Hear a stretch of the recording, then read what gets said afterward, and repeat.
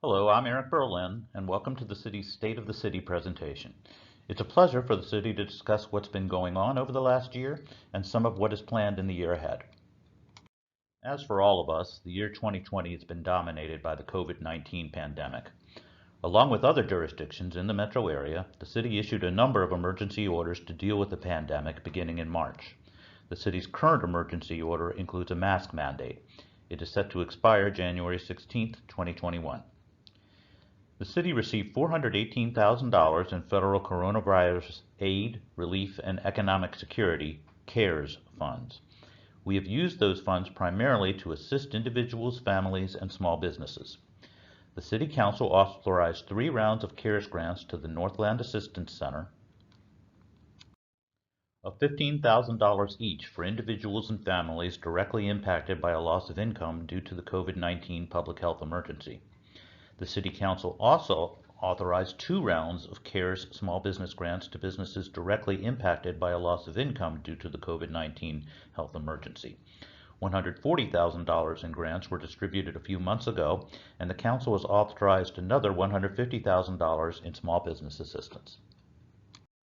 The city has taken other measures to try to help our businesses through the pandemic. These included creating a parklet program and expanding outdoor licensing options. Screenland Armor and Expressive requested parklets to allow them to expand their programming outdoors. The Little Store added a new sidewalk dining area. Screenland Armor converted the city's parking lot behind its building into an outdoor movie theater. And we are open to any creative solutions to help support our businesses during these unprecedented times. If you have any ideas or suggestions, please let us know. Although COVID-19 heavily influenced 2020, we'd like to provide an update on where we are on a few projects we are working on. The 64-acre area located on the southeast corner of I-29 and Armour Road was identified as a redevelopment opportunity over 20 years ago. The city executed a development agreement with a master developer in 2016 to develop a mixed-use area including retail, restaurants, office, lodging, and multifamily residential. The area's first restaurant, Old Chicago Pizza and Tap Room, was completed early this year. Starbucks was completed in September. The Hotel Conference Center in the area, Aloft and Element Hotels by Marriott, is anticipated to open in November. It includes 2 hotels of 100 rooms each and a 5,000 square foot conference center. The Backyard Apartments is a 4-story multifamily development featuring 240 market rate units. Amenities include a pool, rain garden, fire pit area, and private dog park. It is also anticipated to open in November. The city began redeveloping Northgate Village over 20 years ago. Northgate features single-family, multifamily, senior living, and commercial mixed-use development. The project is mostly complete, with a few areas yet to be developed. The final City View Apartments building, encompassing 24 units, is under construction. Crummett West will be finishing the Northgate Village row homes in the next 2 years. 67 of 94 row home lots are completed. 4 new row homes are under construction and are scheduled for completion this year. The city executed a development agreement with Star Acquisitions and Development in August to develop the area located at 23rd and Swift. Star will construct 300 Class A market rate apartments. The development is currently valued at $59 million. The city issued an RFP for the development of the area currently designated for commercial development in September. Proposals are due in November. The city has a development agreement with Sunflower Development to construct approximately 200 market-rate Class A apartments with amenities on the site of the current city parking lot in the heart of our entertainment district. It is currently estimated as a $40 million investment. Construction is anticipated to begin in December. The city has been engaged in installing public art to beautify the city. North Kansas City is a beneficiary of a private endowment by the Tim C. Crummett Family Charitable Fund. This fund was used to commission the city's first public art sculpture, Bloom, which was completed in February 2020. Bloom was created by artist Sajid Chen and is located at the corner of Armour Road and Iron Street. The fund has also been used to install 2 murals, including most recently The Wave, located at 16th and Swift. The Communities for All Ages program recognizes communities that have taken steps to become more welcoming to residents of all ages and, in the process, more vibrant, healthy, and prosperous. North Kansas City was awarded the bronze level in August 2019, the silver level recognition in February of this year, and we hope to be recognized as a gold level community in February 2021. A new city advisory committee was established on October 6th. This committee will recommend and provide feedback on city codes and policy and promote diversity and inclusion through community engagement. If you are interested in serving on this committee, please contact the city clerk. The City Council discussed the next steps for the Armour Road Complete Street project in September. The Council voted to continue the project with modifications to address several issues identified by the Council. The city is currently engaged in a $15 million renovation to our over 100-year-old water treatment plant. This will allow the plant to continue producing high-quality water for decades to come. Burlington Street is, of course, a major gateway into North Kansas City. We are working on improvements to the Burlington corridor to make it a more green, welcoming, and complete street. Planned improvements include bicycle, pedestrian, and transit facilities. It is a three-phase project anticipated to take 4 years to complete. Construction on Phase 1 is anticipated to begin in the second half of 2021. Hi, my name is Sarah Copeland. I'm the city's Community Development Director. I'll be providing an overview of community development's activity for this year. The work of the Community Development Department is based on the vision of North Kansas City's future established in the city's master plan to support existing places, to create unique and sustainable activity centers, to enhance the city's character, and to grow economic development, all in ways that support the community. We always share building permit activity with you during the State of the City presentation. In 2019, we issued 546 total building permits. Interestingly, over half of those were issued in the fourth quarter of 2019. Permit activity so far in 2020 has been much slower. Total permit valuation tracks the value of investment in North Kansas City through construction activity. We have been expecting this number to decline after large project starts in 2017 and 2018, such as North Kansas City High School and development in 1 North, but 2020 is significantly lower than expected. The Bicycle Master Plan was adopted by the City Council in July. It is a data-driven, long-range plan for active transportation improvements that support and connect North Kansas City's unique destinations and character as an urban village. As one of the first implementation steps of this plan, North Kansas City received a Planning Sustainable Places grant from the Mid-America Regional Council to further explore bicycle and pedestrian improvements on Armour Road underneath I-35. We were happy to receive 2 awards from the Missouri chapter of the American Planning Association this fall. One was a runner-up for Outstanding Plan for the Bicycle Master Plan. The Armour Road Complete Street project also received an Outstanding Implementation Award, recognizing the city's work in implementing that plan over several years. Earlier this year, as a follow-up to the adoption of North Kansas City's updated zoning ordinance, we rolled out an interactive zoning map. The map allows property owners and developers to look up the zoning for a property and see all applicable zoning standards. Users can click on any parcel on the map or search by address to see how the parcel is zoned and find links to all regulations and standards. The link to the interactive map is available from the Community Development page on the city's website or at the top of the zoning section of the online municipal code.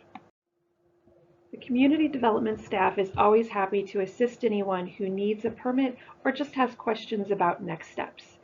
You can reach us at 816-274-6006 or on our website at www.nkc.org/cd. Our website also features many helpful guides answering most frequently asked questions. Please reach out to us if you need further assistance. Hello, I'm Kelly Votipka, Director of North Kansas City Parks and Recreation. North Kansas City Parks and Recreation is well known for their diverse programs and events that we offer through the community of North Kansas City. When COVID-19 hit, we had to redirect our thought process and how we could provide great services and amenities to the community while we were experiencing COVID-19. We created a daily themed activity to engage family called Recreation Roundup, where each day there was a specific theme. Billboard on I-35 and Armour Road to promote trails that are still open while practicing social distancing. We contacted our senior adult participants every couple weeks to ensure that they were doing okay and if they needed any assistance with anything. And we rescheduled all of our shelter and facility rentals or issued full refunds. When youth and adult sports and enrichment classes were allowed to return, we had to follow specific requirements. Facility and shelter rentals with a max capacity of 50, and parks and recreation special events with a max occupancy of 250. With COVID-19 this year, we are not going to be able to have a lot of our larger events that we have with Halloween, a mayor's tree, and other things of that nature this year. So we are moving forward with continuing providing services, but doing them a little different this year. We're doing Halloween goodie bags, stocking stuffers for families of 4 or 6. We're going to have a virtual mayor's tree and family photo op this year. We'll have great light displays for families to come up and take pictures when it's convenient for them. And we're going to continue this year our Feel the Warmth campaign, where we put out handmade hats and scarves for the community or for anyone who needs those to pick those up on the fences at Mack and Dag and Wagon Trail Park.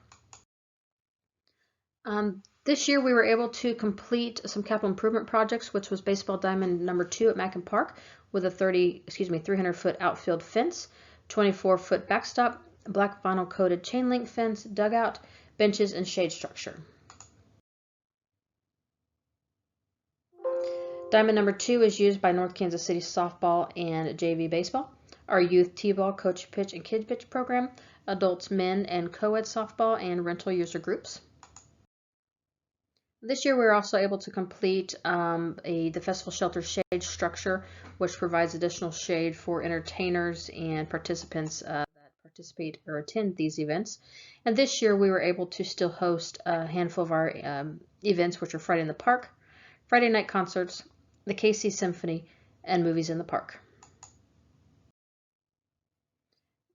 Diamond number 1 is a project that is a partnership with North Kansas City School District, which went out to bid this year, which we had to reevaluate and will be going out to bid in January of 2021. But with this partnership, we are looking to have equitable playing fields for softball and baseball, a synthetic infield turf, new dugouts, bullpens, batting cages, and outfield sod irrigation and warning track. Good afternoon. My name is Kevin Freeman, and I'm the Chief of Police of the North Kansas City, Missouri Police Department. It is my pleasure to present to you the Police Department's portion of the City's State of the City presentation. Since the last time we met in the State of the City, we can best describe our department as in a state of change. We have had several retirements in the last year since we met, including Chief Steve Beamer, Sergeant Stephanie Snook, Officer Rob Russell, Officer Michael McNamee, Officer Rick Landon, and most recently K9 Ty. In total, these officers served almost over 176 years for the city of North Kansas City. We appreciate their service. We are going to miss their institutional knowledge, and we wish them all well in their retirements. In addition to these retirements, we also had 5 voluntary resignations within the last year. So we are working really, really hard to replace these fine officers to our department. With the departure of so many good people, obviously we had an opportunity to have people step up to some roles that needed to get filled within the department. Sergeant Pat Romine was moved from his patrol shift sergeant responsibilities to the investigations unit, where he is the supervisor there. Sergeant Marty Ross was moved from his patrol shift responsibilities and become the executive officer / administrative sergeant for the department. Officer Brandon Kaler was moved into the detective unit along with Officer Chanda Harmon. And then Civilian Doris Dodd took over responsibilities this year as our records clerk. More change came this year in the way of promotions. I was fortunate enough to be selected to lead this department and was selected chief to replace Chief Steve Beamer in January of this year. Sergeant Mark Smith was promoted to the rank of major and is currently serving as the support services commander for the department. And then Officer Chris Kimmel was promoted to the rank of sergeant, and Officer Ryan Hubble was promoted to the rank of sergeant as well. Sergeant Kimmel is one of the shift sergeants on one of the night shifts, and right now Sergeant Hubble is one of the shift supervisors on day shift. Obviously, losing 10 officers within a calendar year has put a big hit on our staffing levels here in the department. Been working very hard to get those filled back in. This year we hired Officer Renee Gomez, Officer Drew Burns. They both come to us with prior law enforcement experience with the Platte County Sheriff's Department, and they're fitting into our department quite nicely. And just recently, Officer Zach Bayless, a graduate of Winnetonka High School, and Officer Katarina Christian from the Springfield area joined our department. They went through Kansas City's Regional Police Academy, graduated about a month ago, currently in the FTO program, where they will be there for about 8 more weeks and will be released to solo officer status. So we have definitely made it one of our high priority missions right now to get good officers hired to fill the ranks of the North Kansas City Police Department so we can get back to doing what we do best, and that's proactive preventative patrol and our specialized units. In November of 2019, then Officer, now Sergeant Ryan Hubble, was recognized for his bravery and his response to what we would consider an active shooter type event.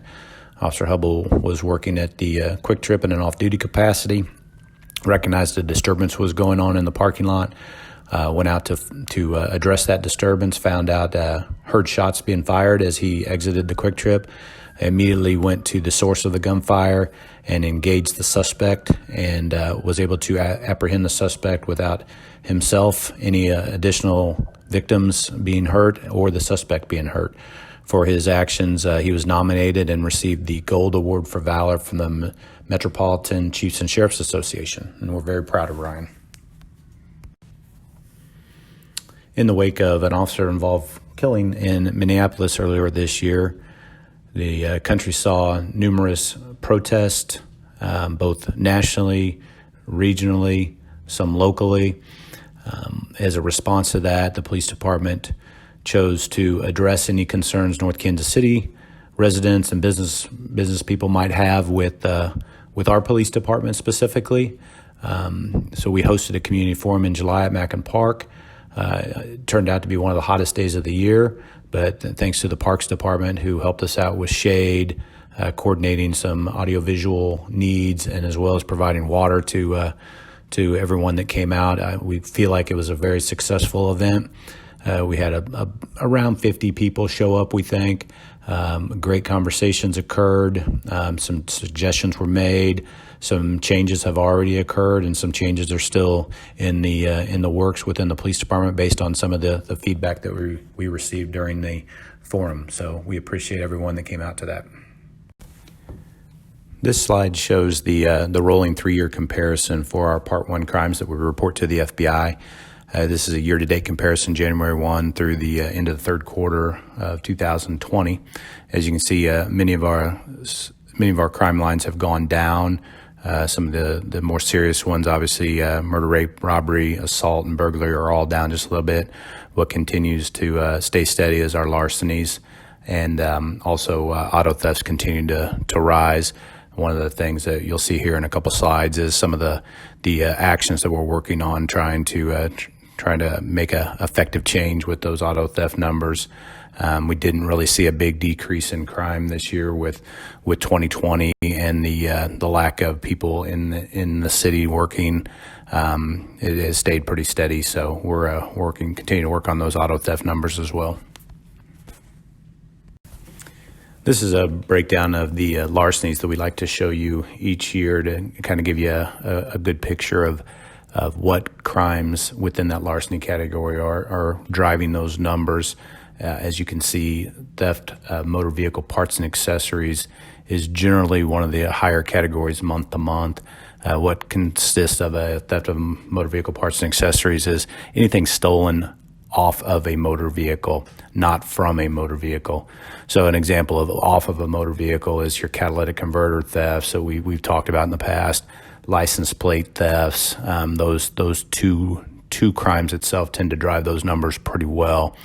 And then stealing from motor vehicles is just when people are breaking into the vehicle and stealing stuff out of it. So crime prevention is key there, trying to remind people to lock their doors, keep all the valuables out of sight, and stuff like that that can help prevent people from becoming victims. Shoplifting is something that kind of comes and goes with us. It's a pretty consistent line. And then the stealing from buildings is a little bit different than a burglary. When we think of an unlawful entry into a building, stealing is someone that's already in a building lawfully that steals from the building, and different from a shoplifting call. So those are just a quick picture of what kind of drives those stealing numbers. One of the things that our officers have been working really, really hard on in the last year is recovering stolen autos. Over the last year, we have recorded almost 140 recovered stolen autos. Many of these are with the assistance of license plate recognition technology. We have 2 mobile license plate readers on our patrol cars, as well as 2 fixed locations within the city. So the officers utilize that information. The cameras capture license plates and run them against various hot lists in the computer system, and return a lot of information, not only stolen cars, missing wanted persons, Amber Alerts, and a lot of different things like that. So they've been utilizing it a lot to recover stolen autos. Of these 140, 67 of those were either occupied, or they were able to use some quick investigatory work to figure out who was occupying the car, which led to all of these 67 of these having charges presented to the Clay County Prosecutor's Office. Hopefully the end goal is these car thieves and these people that want to ride around in stolen cars realize that North Kansas City is not the place to be, and will have a positive change and effect on our stolen auto numbers in the long run. Hi, my name's Dave Hargis. I'm the Fire Chief of the North Kansas City Fire Department, and the following slide presentation represents the state of the fire department as of October of 2020. Thank you for viewing.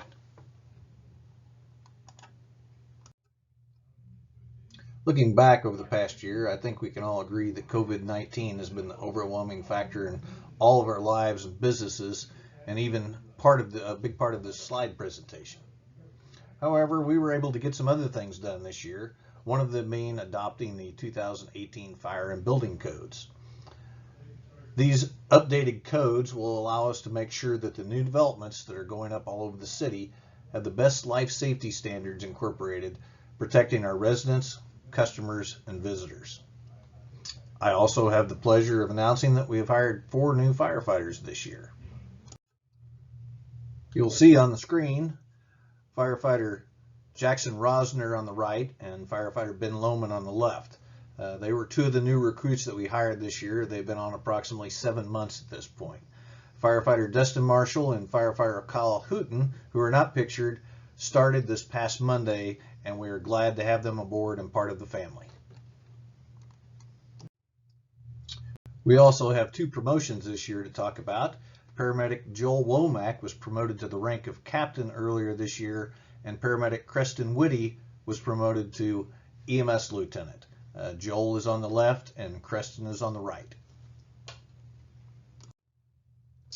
We also had 2 retirements from the fire department this year. The first being Captain Tom Campbell, who was just about a month short of 40 years with the city when he retired. He is pictured on the left. And we had Paramedic Nathan Zirkle with 17 years on the department, who also recently retired.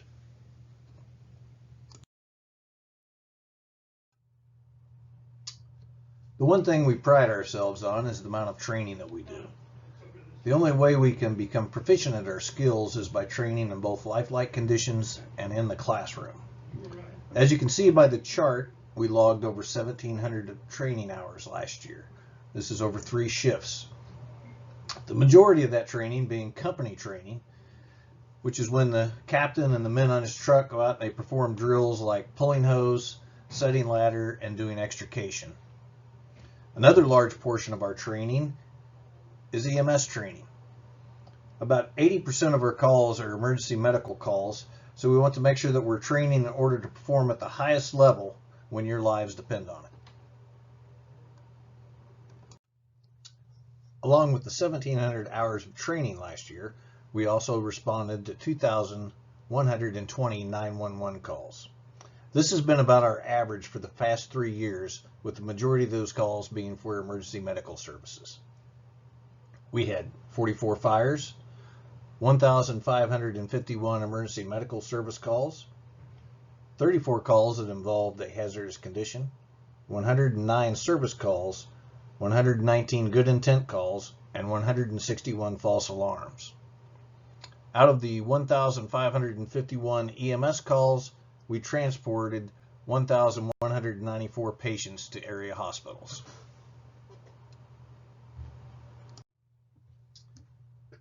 Aside from the changes forced on us by the pandemic, we've had an operational change in the fire department as well.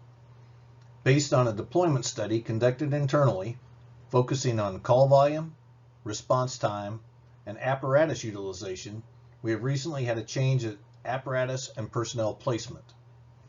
We have moved our ladder truck to our Station 2 location in Bedford, and we now run 2 pumpers and 2 ambulances from Station number 1. I'm also proud to say that last week we replaced a 2020 Pierce pumper in service, and we now have all frontline trucks less than 10 years of age. Typically, our fire prevention activities, public outreach, and community involvement cover several slides and are a great source of pride for the department. Unfortunately, this year, due to the pandemic, we've had to cut back on all of those programs.